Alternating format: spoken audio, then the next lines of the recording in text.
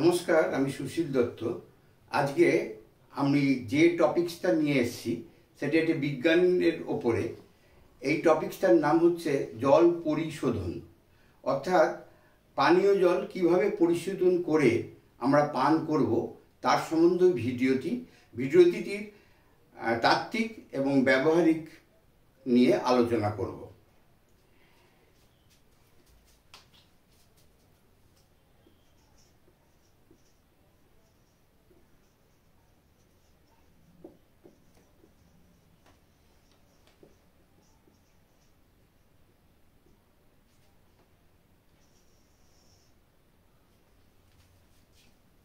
আমরা সাধারণত চারটি পদ্ধতিতে জল পরিশোধন করতে পারি। তার এক নম্বর হচ্ছে ফুটন পদ্ধতি, মানে জলকে ফুটিয়ে। দু নম্বর হচ্ছে ক্লোরিনেশন পদ্ধতি, অর্থাৎ ক্লোরিনের সাহায্যে। তিন নম্বর হচ্ছে ইউভি লাইট প্রয়োগ পদ্ধতি এবং চার নম্বর হচ্ছে ওজোন গ্যাস চালিয়ে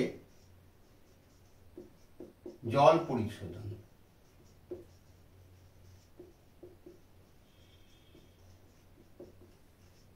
এখন এই চারটি পদ্ধতির মধ্যে স্ফুটন পদ্ধতি বা ইউভি লাইট বা ওজোন গ্যাস চালিয়ে পরিশোধন এগুলো সব জায়গায় সম্ভব নয়।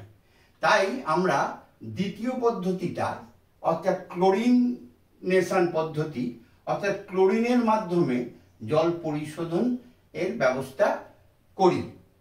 এই ক্লোরিন পরিশোধন পদ্ধতিতে আমরা যে যৌগটি ব্যবহার করি সেটি হচ্ছে ব্লিচিং পাউডার।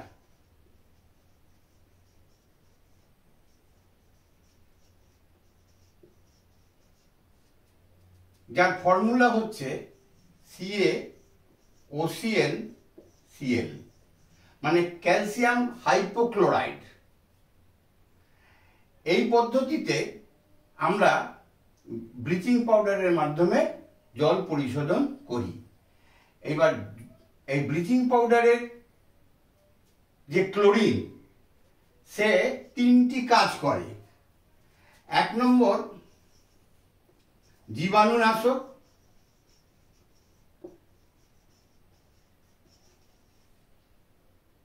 দু নম্বর পরিষ্কারক,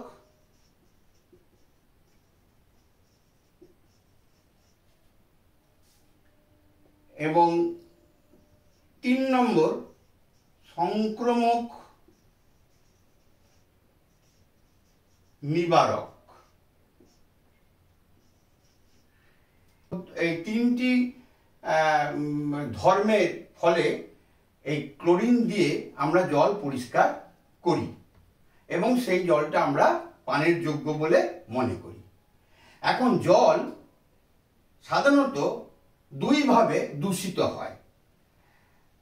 তাহলে জল দূষণের দুটি কারণ। এক হচ্ছে রাসায়নিক কারণ,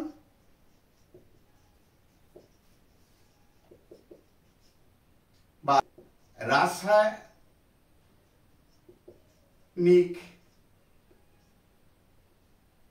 দূষণ, আর দুই হচ্ছে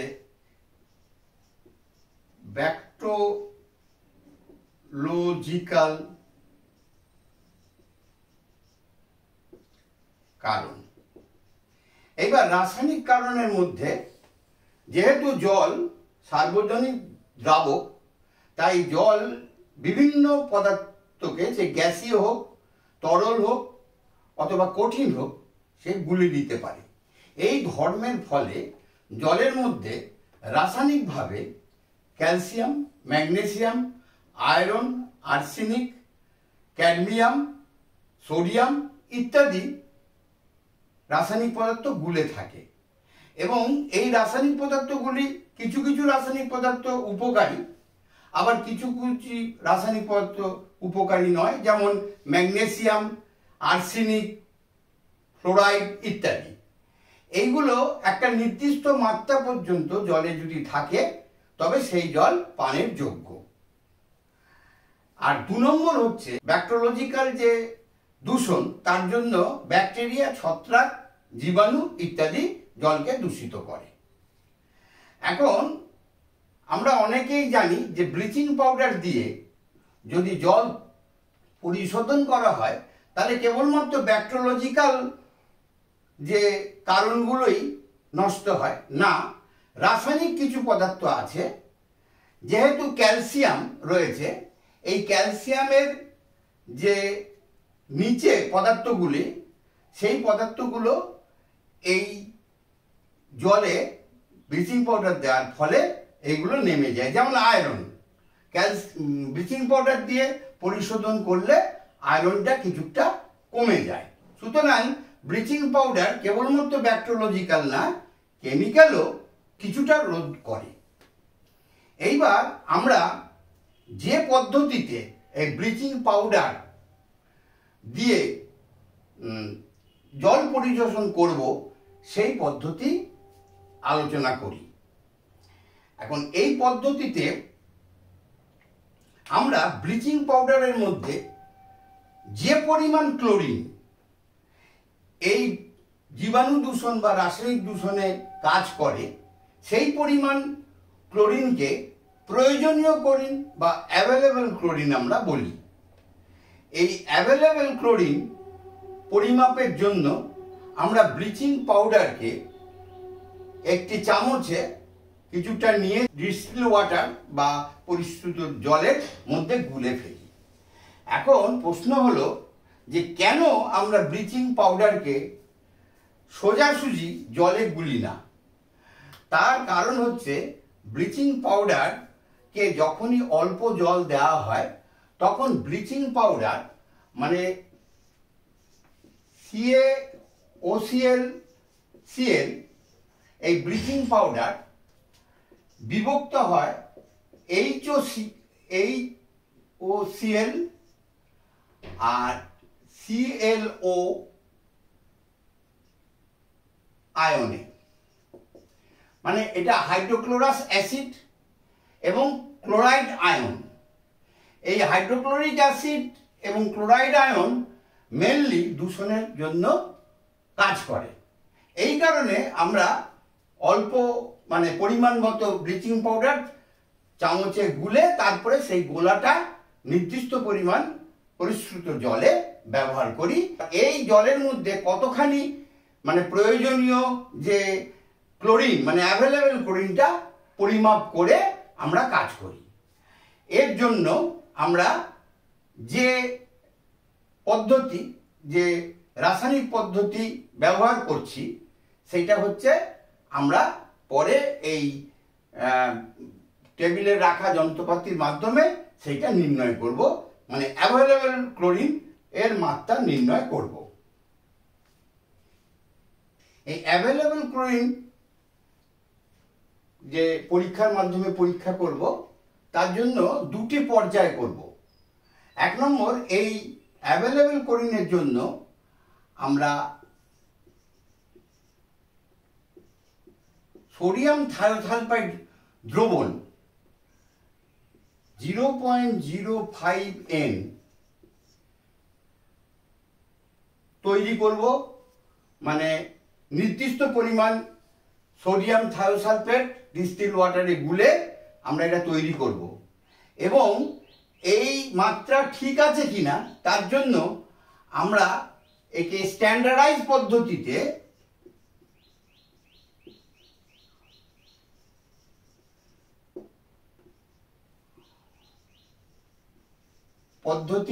অবলম্বন করব।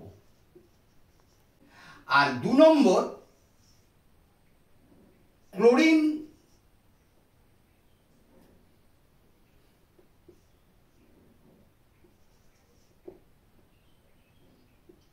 বিপি অর্থাৎ ব্লিচিং পাউডার সলিউশন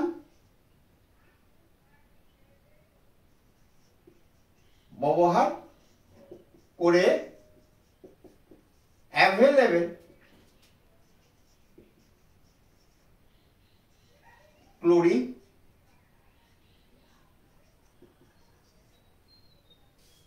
পরিমাপ করব। এটি দ্বিতীয় পদ্ধতি। এখন প্রথমে আমরা 1 নম্বর স্ট্যান্ডার্ডাইজ পদ্ধতি আগে করব। 1 নম্বর স্ট্যান্ডার্ডাইজেশন অফ সোডিয়াম থায়োসালফেট। এই বোতলে আমি সোডিয়াম থায়োসালফাইড 250 ml স্ট্যান্ডার্ডাইজেশন করে তৈরি করা হচ্ছে, যার মান হচ্ছে 0.05 এবং এইটার স্ট্যান্ডার্ডাইজেশন মান 0.305 কিনা সেইটা পরীক্ষা করে আমরা নির্ণয় করব যে স্যাম্পেলটি তৈরি করা হয়েছে। এখন এর জন্য পরীক্ষাগারে যে জিনিসপত্র লাগছে সেটা হচ্ছে বুরেট স্ট্যান্ড, আচ্ছা এটা কনিক্যাল ফ্লাস্ক, এটা চুঙ্গা বা সিলিন্ডার 10 ml এর, এবং এটা একটা ফ্লাস্ক, এই ফ্লাস্ক। আর যে কেমিক্যাল রাখছে, এই যে এই বোতলে 250 ml সোডিয়াম থায়োসালফাইড 0.05 N তৈরি করা হয়েছে আগেই। আর 2 নম্বর এটায় পটাশিয়াম ডাইক্রোমেট সলিউশন 0.05 তৈরি করা রয়েছে। আর এটাই রয়েছে পটাশিয়াম আয়োডাইড। আর এইখানে যে টিউবগুলি রয়েছে তার মধ্যে 2NaHCl সলিউশন রয়েছে। এইবার কিভাবে আমি এই টাইট্রেশনের মাধ্যমে এই যে তৈরি করা সোডিয়াম থায়োসালফেট দ্রবণ যে 0.0 স্ট্রেংথের রয়েছে সেটা কিভাবে পরীক্ষা করে আমি প্রমাণ করব, সেটাই পরীক্ষার ব্যাপার। প্রথমে আমি conical ফ্লাস্কে distil water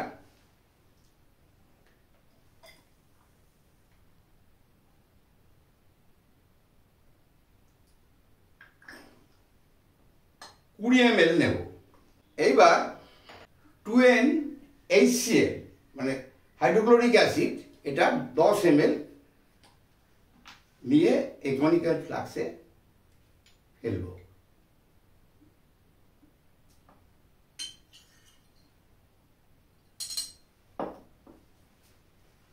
potassium dichromate solution 0.05 10 ml ফ্লাস্কে নিলাম।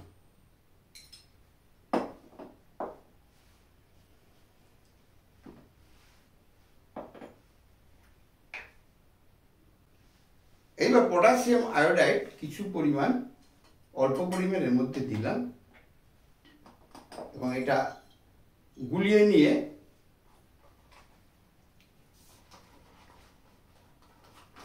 কয়েক মিনিটের জন্য এটা ঢেকে রাখলাম।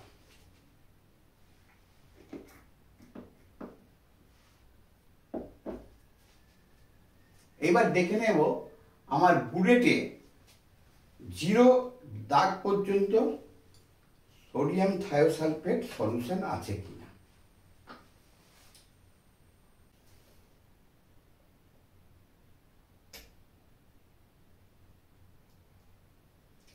জিরো দাগ পর্যন্ত সোডিয়াম থায়োসালফেট বুলেটে নিলাম। এইবার ঢেকে রাখা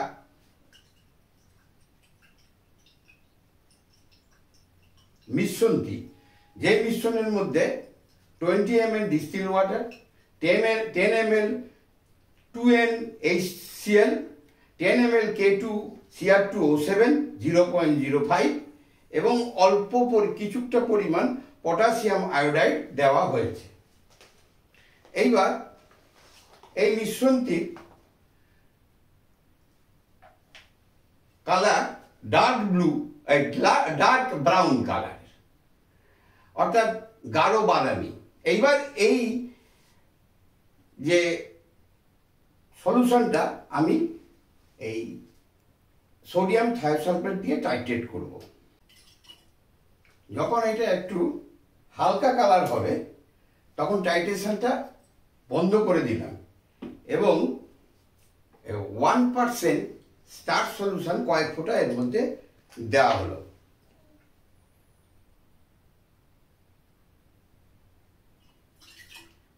তাতে সলিউশনটার রং কালচে নীল হলো।